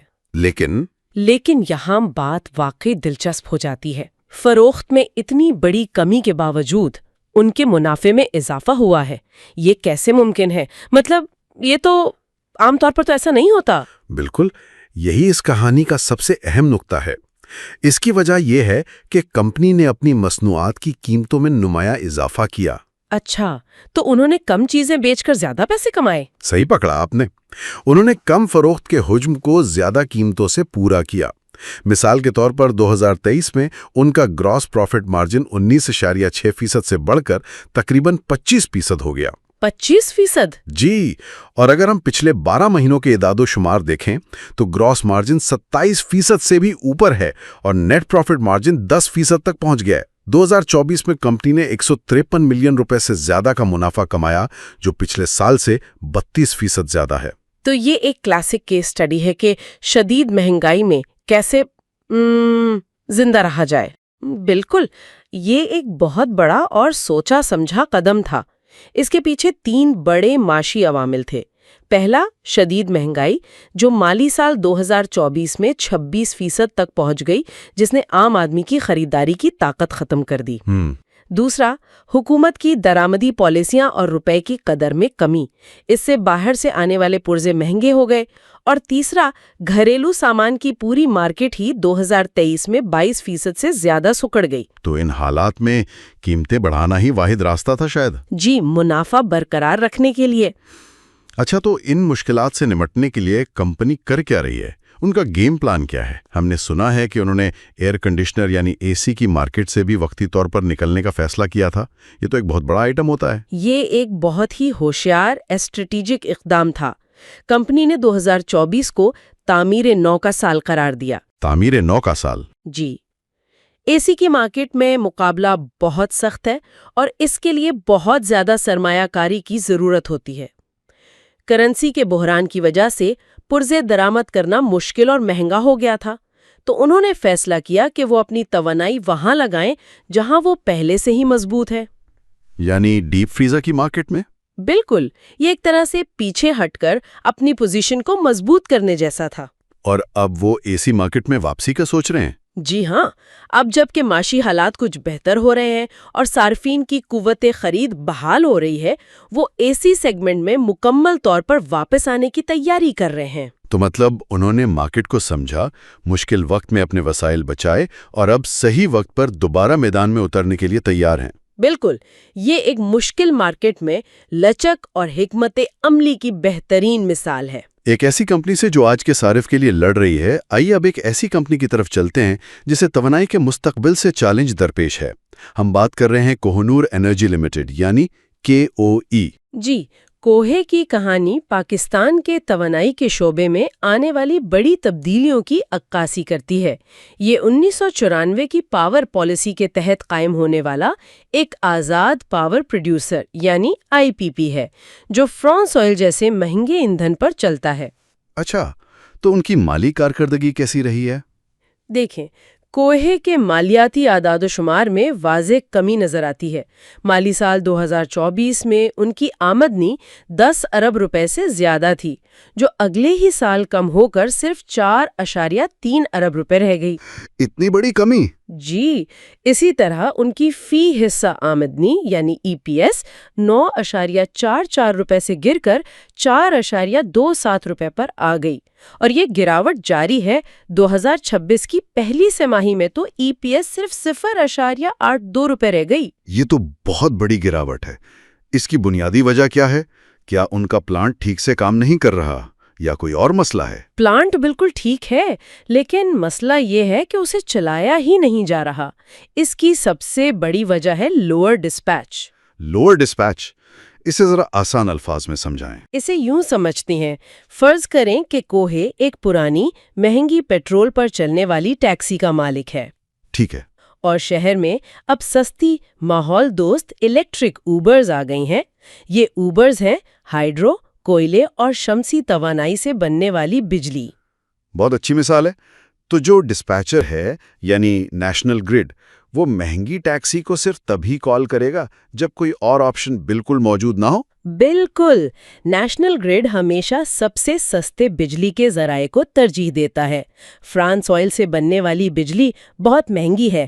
جولائی 2024 میں اس کی قیمت 36 روپے فی یونٹ سے بھی زیادہ تھی۔ تو اس لیے کوہے کا پلانٹ زیادہ تر وقت بند رہتا ہے؟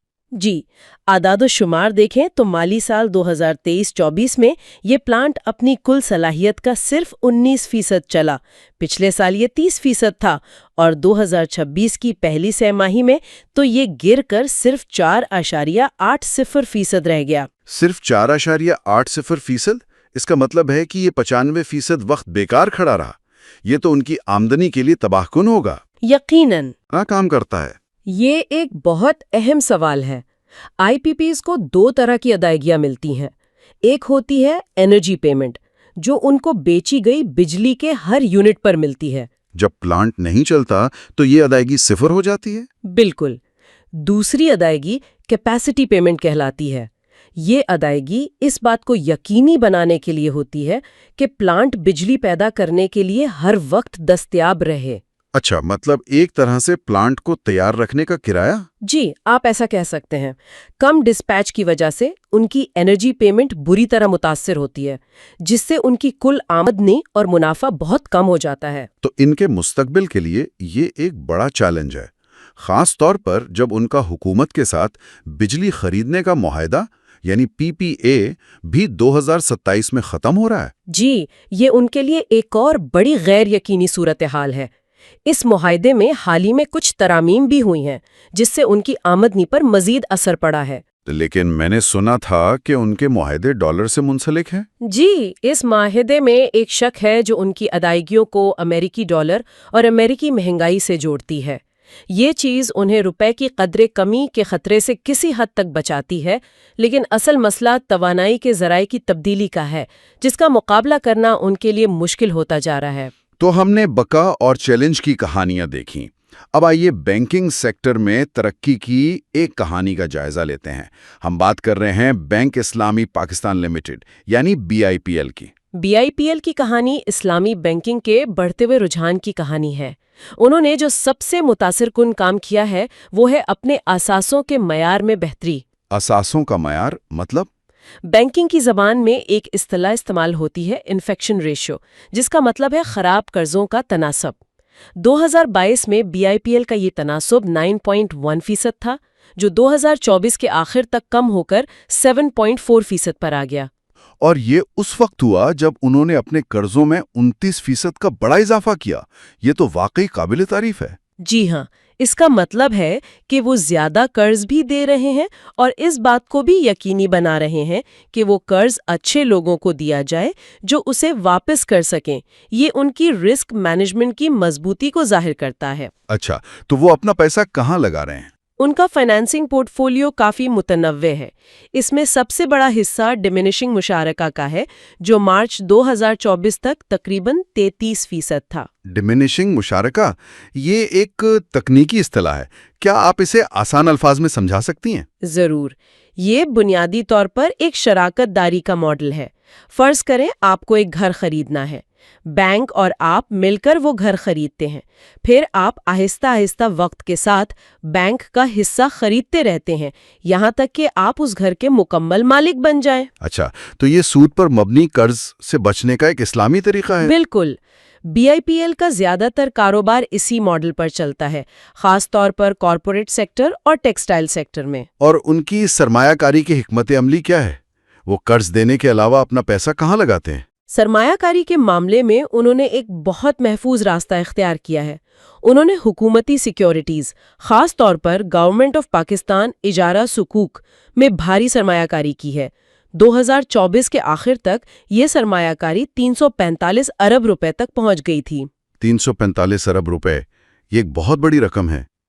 کیا یہ ایک جارحانہ ترقی کی علامت ہے یا ایک بہت ہی محتاط حکمت عملی؟ یہ ایک بہت ہی محفوظ اور مستحکم حکمت عملی ہے۔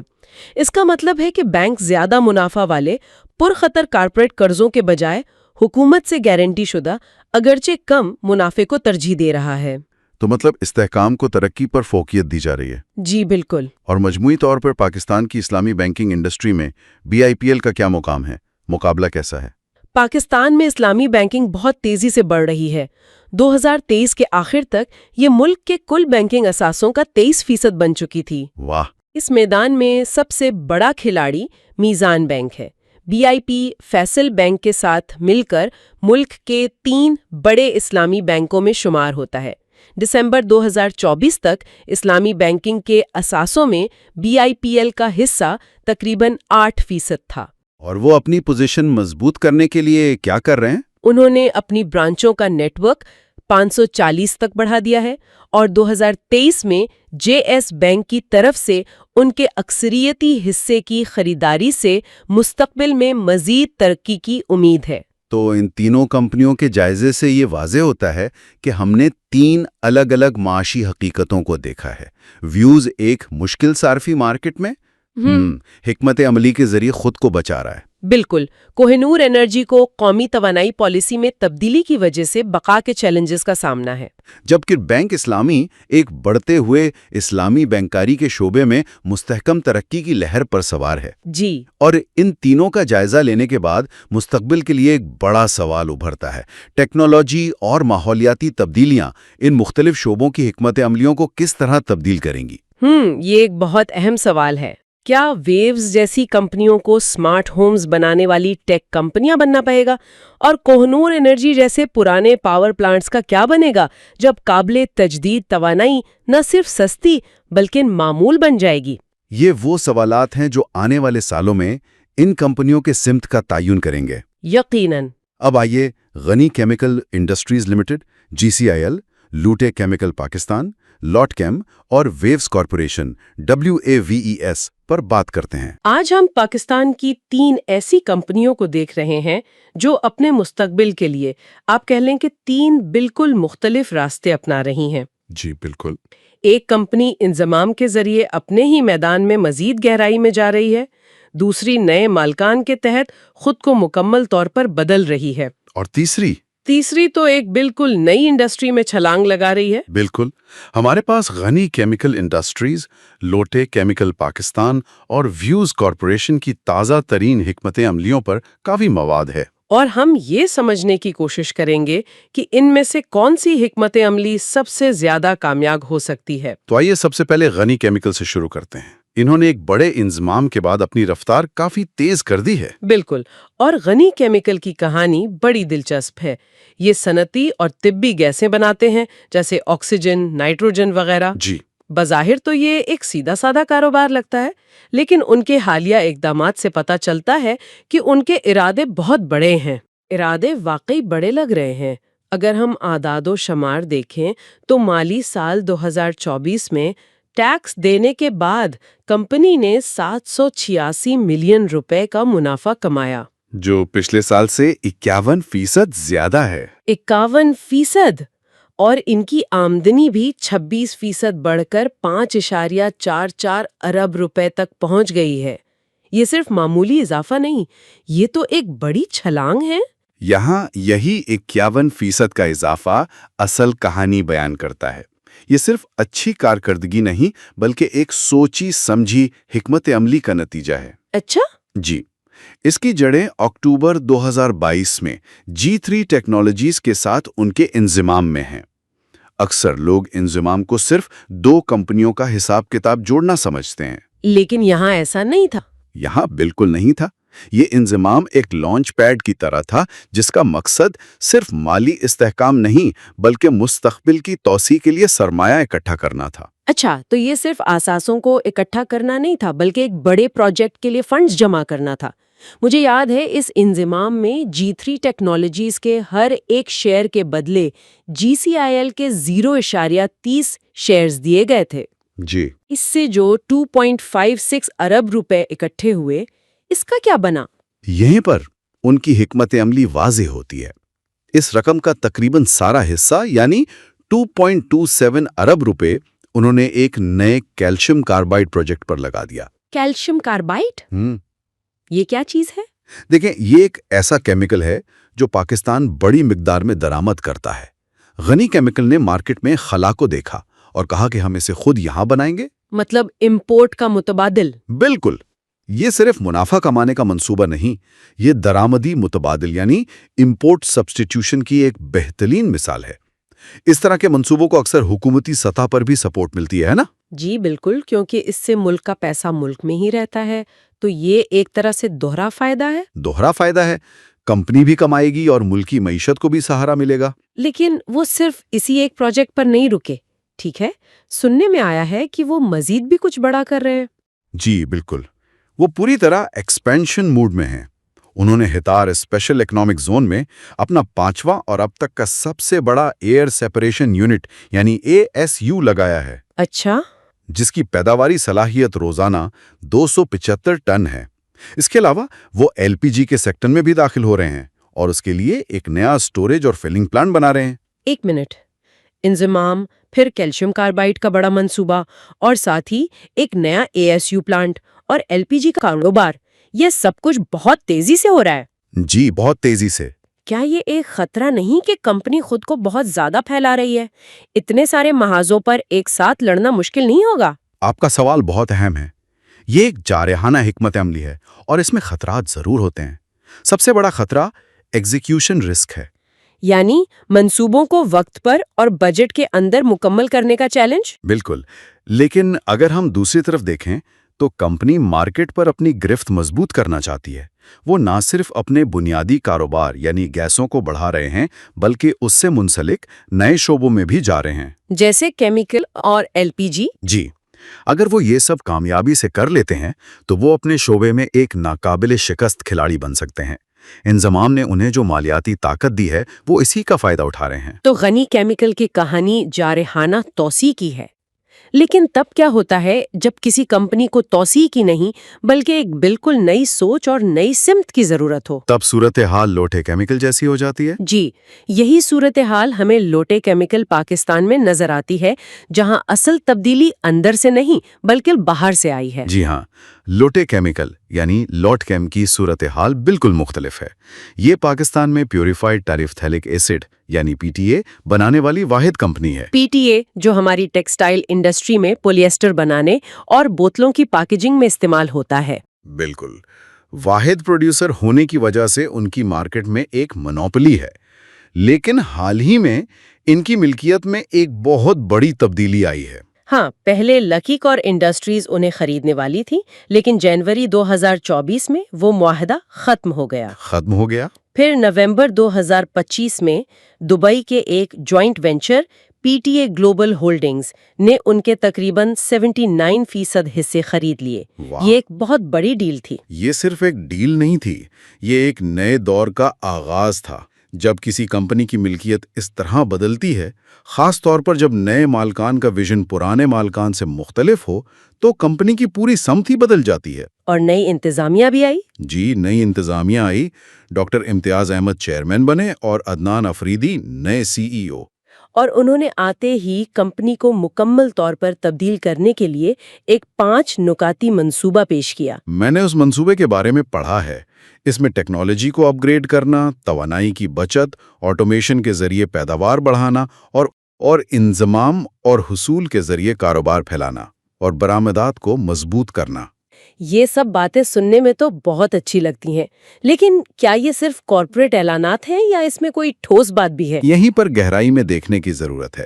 آئیے ان نکات کو توڑ کر دیکھتے ہیں۔ پہلا، ٹیکنالوجی اپ گریڈ۔ اس کا کیا مطلب ہے؟ نئی مشینیں لگانا؟ صرف نئی مشینیں لگانا نہیں، اس کا مطلب ہے پلانٹ کو زیادہ قابل اعتماد بنانا تاکہ وہ بار بار بند نہ ہو اور پیداوار مستحکم رہے۔ دوسرا، توانائی کی بچت اور گرین پاور۔ یہ تو بہت ضروری ہے آج کل۔ پاکستان جیسے ملک میں جہاں توانائی مہنگی ہے، یہ صرف ماحول دوستی نہیں، یہ کاروبار کے بقا کا سوال ہے۔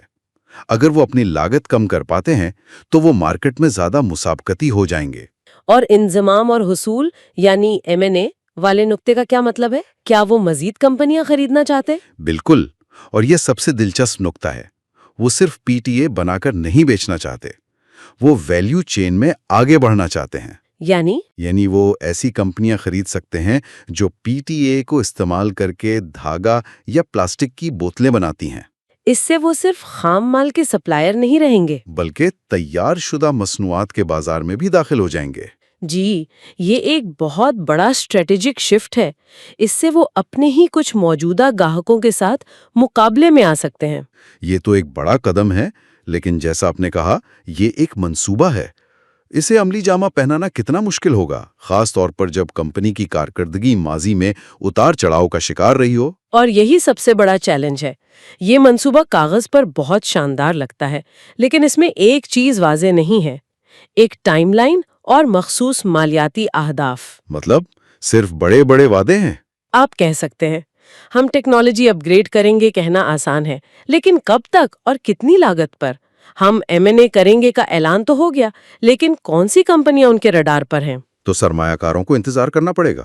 جی، نئی انتظامیہ کے لیے سب سے بڑا امتحان یہی ہوگا کہ وہ اس ویژن کو ایک قابل عمل اور وقت کے ساتھ منسلک منصوبے میں کیسے تبدیل کرتے ہیں۔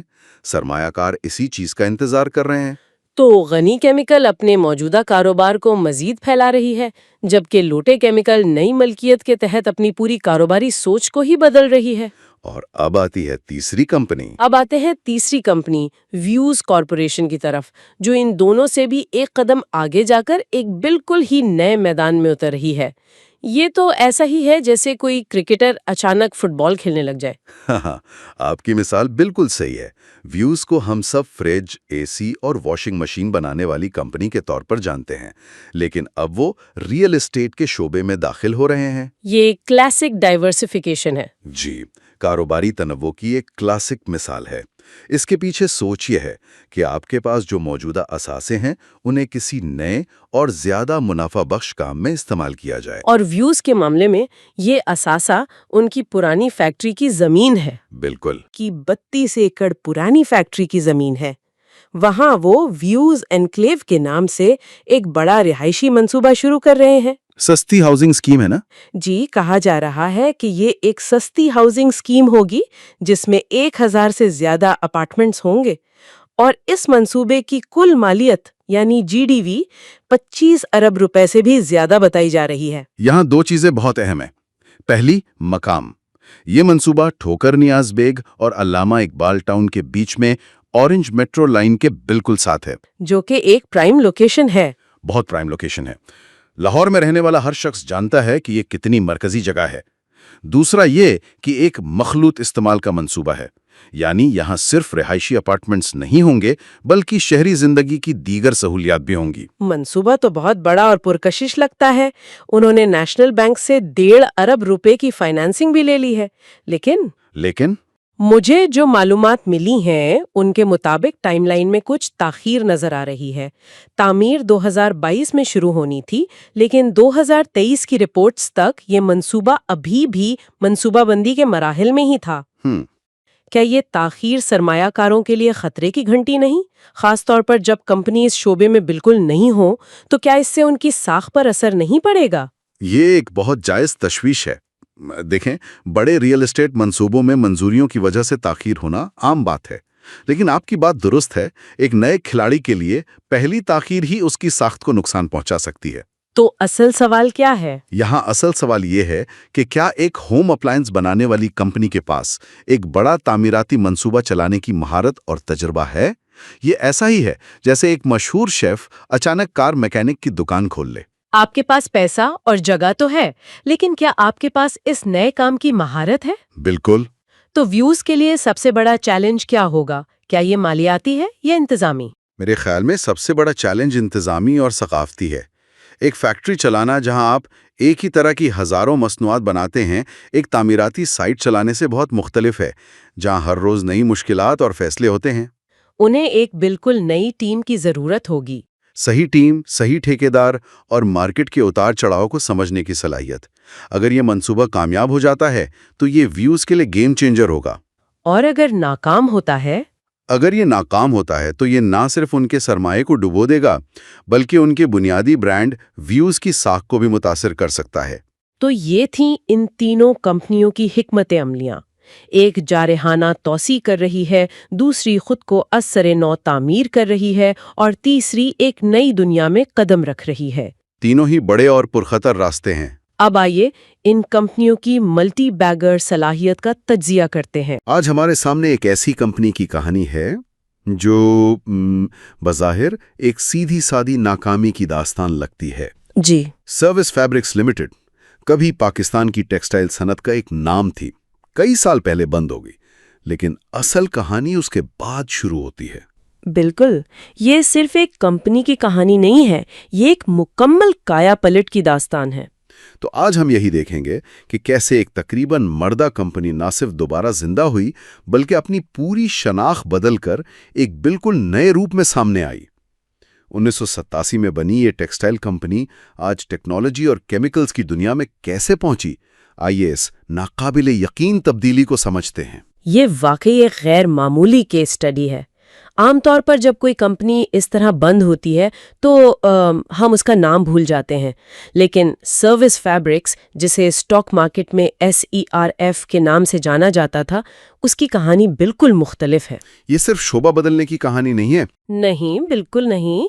یہ کارپوریٹ دنیا میں بقا کی، موقع پرستی کی اور اپنی سب سے بڑی کمزوری کو سب سے بڑی طاقت میں بدلنے کی ایک شاندار مثال ہے۔ تو آئیے شروع سے شروع کرتے ہیں۔ آخر نوبت یہاں تک پہنچی کیسے؟ ایک چلتی ہوئی ٹیکسٹائل کمپنی کے ساتھ ایسا کیا ہوا کہ اسے اپنے کارخانے ہی بند کرنے پڑ گئے؟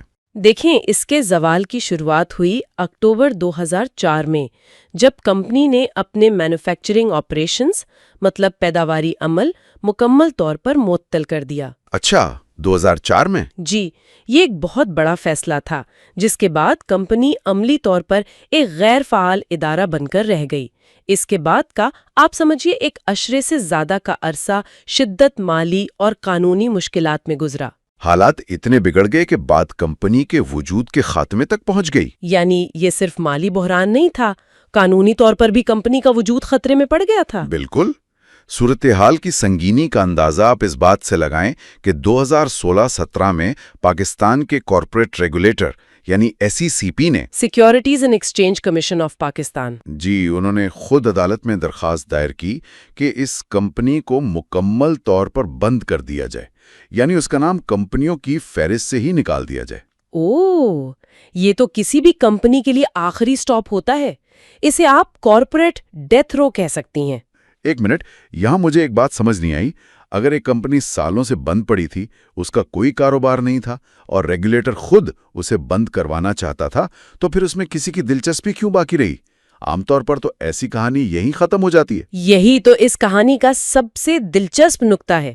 دیکھیں، بظاہر سروس فیبرکس کے پاس کچھ نہیں تھا، نہ فیکٹری، نہ کاروبار، نہ آمدنی، لیکن اس کے پاس ایک بہت قیمتی اثاثہ تھا جو نظر نہیں آ رہا تھا۔ وہ کیا تھا؟ پاکستان اسٹاک ایکسچینج پر اس کی لسٹنگ، یعنی وہ قانونی طور پر ایک پبلک لمیٹڈ کمپنی تھی۔ اچھا، نئی انتظامیہ کے لیے یہ ایک خالی کینوس کی طرح تھا، جس پر کوئی بھی نئی تصویر بنائی جا سکتی تھی، بغیر ایک نئی کمپنی کو شروع سے رجسٹر کروا کر لسٹنگ کے طویل اور مہنگے عمل سے گزرے۔ واہ، یعنی اس کی اصل قیمت اس کے نام میں یا کاروبار میں نہیں، بلکہ اسٹاک مارکیٹ میں اس کے قانونی ڈھانچے میں تھی۔ بالکل۔ تو 2021 میں جو بحالی کا کاروباری منصوبہ یا ریوائیول بزنس پلان سامنے آیا، وہ اسی خالی کینوس کو استعمال کرنے کی کوشش تھی؟ بالکل درست۔ مئی 2021 میں شیئر ہولڈرز نے ایک غیر معمولی اجلاس میں فیصلہ کیا کہ کمپنی کے بنیادی کاروبار کو مکمل طور پر بدل دیا جائے۔ مطلب ٹیکسٹائل کباب ہمیشہ کے لیے بند؟ ہمیشہ کے لیے۔ اور کمپنی کے مقاصد کی فہرست کو اتنا وسیع کر دیا گیا کہ اس میں تقریباً ہر قسم کا کاروبار شامل ہو سکے۔ تو انہوں نے اپنا دائرہ کار بہت وسیع کر دیا۔ سادہ لفظوں میں اب وہ کہہ رہے تھے کہ ہم صرف کپڑا نہیں بیچیں گے، بلکہ ٹیکنالوجی سے لے کر تجارت تک کسی بھی منافع بخش کام میں ہاتھ ڈال سکتے ہیں۔ جی ہاں، یہ ایک طرح سے کمپنی کو ہر قسم کے نئے کاروبار کے لیے کھلا رکھنے کا اعلان تھا۔ اور اسی نئی شناخت کو ظاہر کرنے کے لیے نام بھی بدلا گیا۔ جی، اور یہ ایک بہت اہم قدم تھا۔ کمپنی کا نام سروس فیبرکس لمیٹڈ سے بدل کر G3 ٹیکنالوجیز لمیٹڈ رکھ دیا گیا۔ یہ نام خود اس بات کا اعلان تھا کہ کمپنی اپنے ماضی کو دفن کر کے مستقبل کی طرف دیکھ رہی ہے، خاص طور پر ٹیکنالوجی کے شعبے کی طرف۔ لیکن یہ سب تو کاغذی کارروائی تھی۔ اس منصوبے کو عملی جامہ پہنانے کے لیے دو بڑی رکاوٹیں ہوں گی۔ ایک تو SECP کا وہ مقدمہ جو کمپنی کو بند کروانے کے لیے چل رہا تھا۔ بالکل، اور دوسرا پیسہ۔ ایک ایسی کمپنی جو سالوں سے بند تھی، اس پر کوئی سرمایہ کیوں لگا تھا؟ آپ نے بالکل صحیح پکڑا۔ پہلی رکاوٹ جون 2021 میں دور ہوئی جب لاہور ہائی کورٹ نے SECP کی دائر کردہ وہ درخواست خارج کر دی جس میں کمپنی کو بند کرنے کی استدعا کی گئی تھی۔ جی، یہ ایک بہت بڑی قانونی جیت تھی جس نے بحالی کے منصوبے کو آگے بڑھانے کے لیے راستہ صاف کر دیا۔ اس فیصلے کے بغیر آگے کچھ بھی ممکن نہیں تھا۔ ٹھیک ہے، قانونی مسئلہ حل ہو گیا، لیکن سرمایہ کا کیا بنا؟ نئے منصوبوں کے لیے پیسہ کہاں سے آیا؟ سرمایہ کے لیے انہوں نے رائٹ ایشو کا راستہ اپنایا۔ اچھا، اس کا سیدھا مطلب یہ ہے کہ کمپنی نے اپنے پرانے موجودہ شیئر ہولڈرز کو ہی سب سے پہلے نئے شیئرز خریدنے کا حق دیا۔ گویا اپنے وفادار سرمایہ کاروں سے ہی مدد مانگی کہ آئیے مل کر اس کمپنی کو دوبارہ کھڑا کرتے ہیں۔ اور اس کے ساتھ ساتھ کمپنی کے مجاز سرمایہ کو بھی بڑھایا گیا۔ یہ مجاز سرمایہ کیا ہوتا ہے؟ آسان لفظوں میں یہ وہ قانونی حد ہے کہ کوئی کمپنی زیادہ سے زیادہ کتنی مالیت کے شیئرز جاری کر سکتی ہے۔ اوکے۔ اس حد کو بڑھانے کا مطلب تھا کہ کمپنی نے مستقبل میں مزید شیئرز بیچ کر پیسہ اکٹھا کرنے کے لیے اپنے دروازے کھول لیے۔ یہ دونوں اقدامات اس بات کو یقینی بنانے کے لیے تھے کہ بحالی کا منصوبہ صرف فائلوں میں نہ پڑا رہے بلکہ اس پر کام کرنے کے لیے جیب میں پیسہ بھی ہو۔ تو کمپنی کا نام G3 ٹیکنالوجیز رکھا گیا، لیکن ذرائع بتاتے ہیں کہ اصل توجہ ٹیکنالوجی پر نہیں بلکہ کسی اور ہی شعبے پر مرکوز ہو گئی۔ یہ تھوڑا عجیب نہیں؟ یہی اس حکمت عملی کا سب سے ٹھوس اور حیران کن پہلو تھا۔ نام میں ٹیکنالوجیز ہونے کے باوجود کمپنی کا سب سے بڑا اور پہلا منصوبہ کیمیکل سیکٹر میں تھا۔ کیمیکلز میں؟ جی، انہوں نے خیبر پختونخوا کے ہتار اکنامک زون میں کیلشیم کاربائڈ بنانے کا ایک بہت بڑا پلانٹ لگانے کا اعلان کیا۔ یہ منصوبہ نئی کمپنی کی آمدنی کا مرکزی ستون بننا تھا۔ ٹیکسٹائل سے سیدھا کیمیکلز میں، یہ تو بہت بڑی چھلانگ ہے۔ اس منصوبے کی کوئی خاص وجہ؟ آخر کیلشیم کاربائڈ ہی کیوں؟ اس کی ایک بہت ٹھوس اسٹریٹجک وجہ تھی۔ کیلشیم کاربائڈ ایک صنعتی کیمیکل ہے جو اسٹیل سے لے کر کھاد بنانے تک کئی جگہ استعمال ہوتا ہے، اور پاکستان میں اس کی تمام تر ضرورت درآمدات سے پوری ہوتی ہے۔ بالکل۔ یہ منصوبہ پاکستان میں اپنی نوعیت کا پہلا منصوبہ تھا جس کا مقصد درآمدات کا متبادل فراہم کرنا تھا۔ اچھا، تو مطلب مارکیٹ پہلے سے موجود تھی؟ جی، ایک تیار مارکیٹ موجود تھی جہاں انہیں کسی سے مقابلہ نہیں کرنا تھا بلکہ صرف درآمد شدہ مال کی جگہ لینی تھی۔ یہ نہ صرف کمپنی کے لیے بلکہ ملکی معیشت کے لیے بھی ایک اہم قدم تھا۔ یہ بھی دلچسپ ہے کہ بحالی کے منصوبے میں خوراک، ریئل اسٹیٹ اور فارماسیوٹیکلز جیسے دوسرے شعبوں کا بھی ذکر تھا۔ کیا یہ صرف دکھاوے کے لیے تھا یا وہ واقعی ایک متنوع گروپ بنانا چاہتے تھے؟ نیت یقیناً ایک متنوع گروپ بنانے کی ہی تھی، لیکن کسی بھی بحالی کے منصوبے میں آپ کو ایک ٹھوس، فوری منافع بخش پروجیکٹ پر توجہ مرکوز کرنی پڑتی ہے۔ کیلشیم کاربائڈ کا منصوبہ وہی مرکزی پروجیکٹ تھا، باقی شعبوں کا ذکر مستقبل کے امکانات کو کھلا رکھنے کے لیے تھا۔ تو کیا اس منصوبے نے کوئی ابتدائی کامیابی دکھائی؟ کیونکہ ایک بڑا صنعتی پلانٹ لگانے اور اسے منافع بخش بنانے میں تو سالوں لگ جاتے ہیں۔ یہاں ایک اور حیران کن حقیقت سامنے آتی ہے۔ 30 ستمبر 2022 کو ختم ہونے والی سہ ماہی کی مالیاتی رپورٹس کے مطابق جی، مرکزی پلانٹ کے مکمل طور پہ فعال ہونے سے پہلے ہی کمپنی نے 86 ملین روپے کی فروخت واہ، اور 24 ملین روپے کا خالص منافع ظاہر کیا۔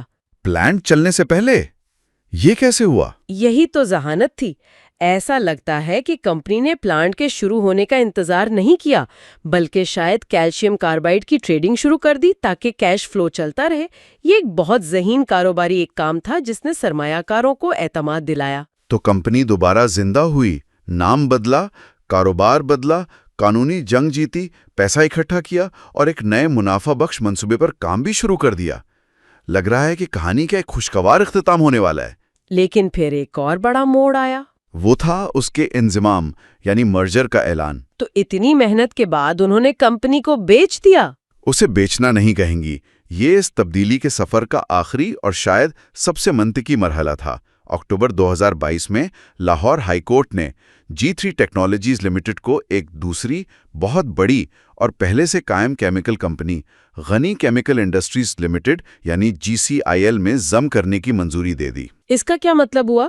کیا G3 ٹیکنالوجیز کا وجود ختم ہو گیا ایک آزاد کمپنی کے طور پر؟ ہاں، اس انضمام کے بعد G3 ٹیکنالوجیز کے تمام اثاثے اور کاروبار غنی کیمیکل انڈسٹریز کا حصہ بن گئے۔ تو اسٹاک ایکسچینج میں اب وہ غنی کیمیکلز ہیں؟ جی، جو کمپنی کبھی سروس فیبرکس اور پھر G3 ٹیکنالوجیز کہلاتی تھی، وہ اب مؤثر طریقے سے غنی کیمیکل انڈسٹریز بن گئی۔ G3 ٹیکنالوجیز اب غنی کیمیکل انڈسٹریز کے ایک ڈویژن کے طور پر کام کرتی ہے جو خود ایک بڑے کاروباری گروپ غنی گلوبل گروپ کا حصہ ہے۔ لیکن کیا اسے واقعی ایک کامیابی سمجھا جائے؟ ایک پرانی ٹیکسٹائل کمپنی نے اپنی شناخت مکمل طور پہ کھو دی اور ایک بڑے گروپ میں ضم ہو گئی۔ ایک طرح سے سروس فیبرکس تو آخر میں ختم ہی ہو گئی۔ یہ دیکھنے کا ایک زاویہ ہے، لیکن دوسرا اور شاید زیادہ عملی زاویہ یہ ہے کہ اگر یہ سب نہ ہوتا تو سروس فیبرکس ایک بھولی بسری دیوالیہ کمپنی کے طور پر تاریخ میں دفن ہو جاتی۔ और उसके शेयर होल्डर्स को कुछ भी ना मिलता? कुछ भी नहीं। उसके मुकाबले में वो अब पाकिस्तान के एक बड़े और तेजी से तरक्की करते हुए सनती ग्रुप का हिस्सा हैं। उनका कैल्शियम कार्बाइड का मंसूबा अब एक बहुत बड़े और ज़्यादा मुतनव्वे कॉरपोरेट ढांचे के तहत है, जिससे इसे माली और इंतज़ामी तौर पर मज़ीद इस्तेहकाम मिला है। तो खुलासा ये है कि एक टेक्सटाइल कंपनी जो कानूनी तौर पर मरने के करीब थी, उसने स्टॉक मार्केट पर अपनी लिस्टिंग को एक लाइफ बोर्ड के तौर पर इस्तेमाल किया, अपनी शनाख्त मुकम्मल तौर पर बदली, एक नए और मुनाफा बख्श केमिकल मंसूबे की बुनियाद रखी और आखिर में अपनी बका और मुस्तकबिल की तरक्की को यकीनी बनाने के लिए एक बड़े ग्रुप में जम हो गई। बिलाशुबा ये कॉरपोरेट इंजीनियरिंग की एक बेहतरीन मिसाल है। ये जाहिर करता है कि बाज़-औक़ात सबसे कीमती चीज़ आपकी फैक्ट्री या ब्रांड नहीं, बल्कि आपका कानूनी ढांचा हो सकता है। सर्विस फैब्रिक्स का विरसा जो तकरीबन मिट चुका था, अब G3 टेक्नोलॉजीज के नए मंसूबों के जरिए आगे बढ़ रहा है। लेकिन अब इसकी सिमत का तयन गनी ग्लोबल ग्रुप करेगा, अमली करेगी। सर्विस फैब्रिक्स बतौर एक आज़ाद टेक्सटाइल कंपनी अब सिर्फ तारीख की किताबों में मौजूद है। ये कहानी हमें सोचने पर मजबूर करती है कि क्या कॉरपोरेट दुनिया में नाकामी वाकई ख़त्मी होती है या ये सिर्फ एक नए और शायद ज़्यादा बड़े आगाज़ का भेस है। और इस कंपनी की गैर मामूली तब्दीली की ये कहानी कुदरती तौर पर हमें उस सवाल की तरफ ले जाती है जो सरमायाकार हमेशा पूछते हैं। बिल्कुल, और वो सवाल ये है कि ऐसी कंपनियों की मल्टी बैगर यानी कई गुना मुनाफा देने की सलाहियत को कैसे पहचाना जाए। तो आइए अब उसी मौजू का तज्जिया करते हैं कि इस किस्म की तब्दीलियों में सरमायाकारों के लिए क्या मौके और खतरात पोशीदा होते हैं। आज हम पाकिस्तान स्टॉक एक्सचेंज में दर्ज चंद मुंतखब कंपनियों का एक गहराई से जायजा ले रहे हैं। हमारे सामने जो मवाद है, इसका मकसद ये समझना है कि अगले 3 से 5 सालों में कौन सी कंपनियां गैर मामूली मुनाफा देने की सलाहियत रखती हैं। इसमें बैंकिंग से लेकर केमिकल्स, रियल एस्टेट और होम अप्लायंसेस तक मुख्तलिफ शोबों की कहानियां शामिल हैं। बिल्कुल, और ये सिर्फ सतही जायजा नहीं है। हम हर कंपनी के कारोबारी मॉडल, उसके मुस्तकबिल के मंसूबों, मालियाती सेहत और जिस सनद में वो काम कर रही है उसके हालात को खंगालेंगे। इससे एक वाज़ेह तस्वीर उभरेगी कि कुछ कंपनियां क्यों एक मजबूत तरक्की की शारा पर गामजन हैं, जबकि कुछ को यूं समझें कि संगीन चैलेंजेस का सामना है। तो आइए इस नक्शे पर सबसे रोशन मकाम से शुरू करते हैं। ज़राए के मुताबिक जो कंपनी सबसे ज्यादा पुरकशिश नजर आ रही है वो है बैंक इस्लामी पाकिस्तान लिमिटेड यानी BIPL। और इसकी सबसे बड़ी वजह कोई अंदरूनी हिकमत अमली नहीं, बल्कि हुकूमत का एक बहुत बड़ा फैसला है। जी, और ये सिर्फ एक पॉलिसी की तब्दीली नहीं है, ये पूरे बैंकिंग सेक्टर के लिए एक ज़लज़ले के मुतरादिफ है। हुकूमत पाकिस्तान ने 2027 तक मुल्क के बैंककारी निज़ाम को मुकम्मल तौर पर शरई उसूलों पर मुंतकिल करने का मैंडेट दिया है। मतलब ये है कि इस्लामी बैंकों जैसे BIPL को एक तैयार शुदा मार्केट थाली में रखकर दे दी गई है। ये एक ऐसा मौका है जो दहाइयों में एक बार आता है। वाज़े तौर पर यह एक बहुत बड़ी बाहरूनी मदद है, लेकिन क्या बैंक खुद भी इस मौके से फ़ायदा उठाने के लिए तैयार है? इसके अपने आदादो शुमार क्या कहते हैं? अदाद शुमार बहुत हौसला अफजा हैं। देखें, माली साल 24 में बैंक ने 12 अरब रुपए का मुनाफा कमाया, जो पिछले साल से 11% ज्यादा है। उससे भी अहम बात यह है कि इसके एडवांसेस यानी जो कर्जे उसने दिए हैं, उनमें 29% का बड़ा इजाफा हुआ है। अच्छा, ये मार्केट में उसकी बढ़ती हुई जारियत को जाहिर करता है। और ये सिर्फ रिवायती बैंकिंग नहीं कर रहा, बल्कि आय नाम से पाकिस्तान का पहला मुकम्मल डिजिटल इस्लामिक बैंकिंग तजुर्बा भी शुरू किया है, ताकि नई नस्ल को अपनी तरफ मुतवज्जे कर सके। ये डिजिटल पहल दिलचस्प है, लेकिन बैंकिंग में एक चीज जो हमेशा तशवीश का बायस रहती है वो है खराब कर्जे। क्या BPIL इस लिहाज पर बेहतर कारकर्दगी दिखा रहा है? यहाँ एक बहुत अहम नुक्ता है, उसकी असासों की क्वालिटी में नुमाया बेहतरी आई है। बैंक का इन्फेक्शन रेशियो यानी खराब कर्जों की शरह। जी, खराब कर्जों की शरह ये CY22 के आखिर में 9.1% थी, जो CY24 के आखिर तक कम होकर 7.4% रह गई है। आसान लफ्जों में बैंक अब बेहतर रिस्क मैनेजमेंट कर रहा है اور اثاثوں کے لحاظ سے BPIL پہلے ہی پاکستان کے اسلامی بینکنگ سیکٹر میں تقریباً 8% مارکیٹ شیئر کے ساتھ سرِ فہرست 3 بینکوں میں شامل ہے۔ تو حکومت ان کی طرف صارفین کو دھکیل رہی ہے، ان کے اپنے مالیاتی اعداد و شمار مضبوط ہیں اور وہ اپنے خطرات کو بھی بہتر طریقے سے سنبھال رہے ہیں۔ یہ واقعی ایک مضبوط تصویر پیش کرتا ہے۔ لیکن BIPL کی کہانی ایک ایسی کمپنی کی ہے جو حکومتی پالیسی کی بنائی ہوئی ایک طاقتور لہر پر سوار ہے۔ اب ان کمپنیوں کا کیا ہوگا جنہیں اپنی لہر خود بنانی پڑتی ہے؟ یہ ہمیں ہماری ٹرن اراؤنڈ کہانیوں کی طرف لاتا ہے، اور اس میں پہلی ہے لوٹے کیمیکل پاکستان یعنی لوٹکیم۔ لوٹکیم ایک کلاسک ٹرن اراؤنڈ کہانی ہے۔ یہ پاکستان میں پیوریفائڈ ٹیریفتیلک ایسڈ یعنی PTA بنانے والی واحد کمپنی ہے۔ واحد کمپنی؟ مطلب اس شعبے میں اس کی مکمل اجارہ داری ہے؟ بالکل، مکمل اجارہ داری۔ نومبر 2025 میں اس کی ملکیت جنوبی کوریا کی لوٹے کیمیکل سے دبئی کے ایک joint venture PTA global holding کو منتقل ہوئی۔ اور یہ صرف ملکیت کی تبدیلی نہیں تھی، بلکہ اس کے ساتھ ایک انتہائی قابل اور تجربہ کار نئی انتظامیہ نے ذمہ داریاں سنبھالی۔ نئی انتظامیہ اتنی اہم کیوں ہیں؟ وہ ایسا کیا مختلف کر رہے ہیں جو پرانی انتظامیہ نہیں کر رہی تھی؟ ان کا مقصد واضح ہے، وہ اسے ایک سست روایتی اثاثے سے ایک اعلیٰ کارکردگی والے گروتھ انجن میں تبدیل کرنا چاہتے ہیں۔ ان کی حکمت عملی کے 3 اہم ستون ہیں۔ پہلا، پلانٹ کی کارکردگی اور وشوسنیتا کو بہتر بنانا۔ دوسرا، پیداواری لاگت کو کم کرنا، جس کے لیے وہ گرین پاور سسٹم اور جدید ٹیکنالوجیز کا استعمال کر رہے ہیں۔ تو یہ صرف ماحول دوست ہونے کے لیے نہیں، بلکہ یہ براہ راست ان کے منافع کو بڑھائے گا۔ جی بالکل۔ اور تیسرا ستون ترقی کے بارے میں ہے۔ وہ دیگر کمپنیوں کے ساتھ انضمام اور اعلیٰ قیمت والی کیمیکل مصنوعات بنا کر ایکسپورٹ منڈیوں میں داخل ہونا چاہتے ہیں۔ تو اس کی اجارہ داری کی پوزیشن اور نئی انتظامیہ کا یہ واضح اور جارحانہ ترقیاتی منصوبہ اسے ایک بہت پرکشش سرمایہ کاری بناتا ہے۔ لیکن خطرہ بھی تو ہوگا۔ ظاہر ہے، یہ ایک اعلیٰ خطرے والا منصوبہ بھی ہے، کیونکہ اس کی کامیابی کا تمام تر انحصار اس ٹرن اراؤنڈ حکمت عمل پر عمل درآمد پر ہے۔ تو لوٹے کیمیکلز کی کہانی ایک ایسی کمپنی کی ہے جسے نئی انتظامیہ آ کر ٹھیک کر رہی ہے۔ لیکن کیا ہو اگر ایک کمپنی اتنی ناکارہ ہو جائے کہ اسے مکمل طور پہ ختم کر کے ایک نئے کاروبار میں ضم کر دیا جائے؟ سروس فیبرکس لمیٹڈ یعنی SCRF کی کہانی کچھ ایسی ہی دلچسپ ہے۔ جی، یہ ایک ناکارہ ٹیکسٹائل کمپنی تھی جسے 2021 میں G3 ٹیکنالوجیز کا نام دیا گیا۔ لیکن اصل کھیل اکتوبر 2022 میں ہوا، جب اسے غنی کیمیکل انڈسٹریز لمیٹڈ یعنی GCIL میں ضم کر دیا گیا۔ SCRF کے پرانے شیئر ہولڈرز کو G3 کے ہر ایک شیئر کے بدلے GCIL کے 0.30 شیئرز ملے۔ تو بنیادی طور پر پرانی ٹیکسٹائل کمپنی ختم ہو گئی اور اس کے شیئر ہولڈرز اب ایک کیمیکل کمپنی کے حصے دار بن گئے۔ اس پوری تبدیلی کا مرکزی نقطہ کیا تھا؟ مرکزی نقطہ تھا پاکستان کا پہلا کیلشیم کاربائڈ مینوفیکچرنگ پلانٹ کا قیام۔ غنی گروپ نے ایک ناکارہ لسٹڈ کمپنی کا ڈھانچہ استعمال کیا تاکہ وہ اپنا نیا پروجیکٹ تیزی سے مارکیٹ میں لا سکیں۔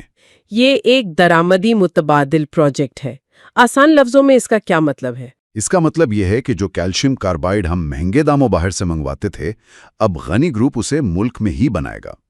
اس سے ملک کا پیسہ ملک میں ہی رہے گا، اور اس منصوبے کو غنی گلوبل گروپ جیسے ایک مضبوط صنعتی گروپ کی مالی اور تکنیکی پشت پناہی حاصل ہے جو اس کے خطرے کو کم کرتا ہے۔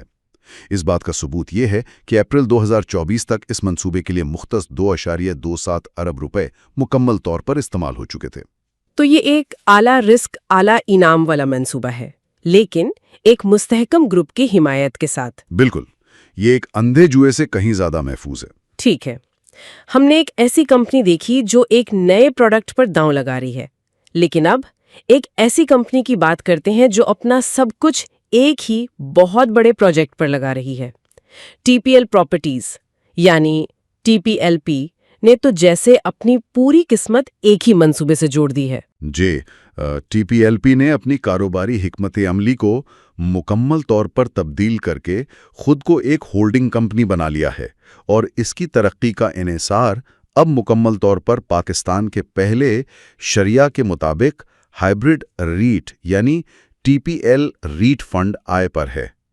TPLP اس فنڈ میں تقریباً 36 سے 38% کا اسٹریٹجک حصہ رکھتا ہے۔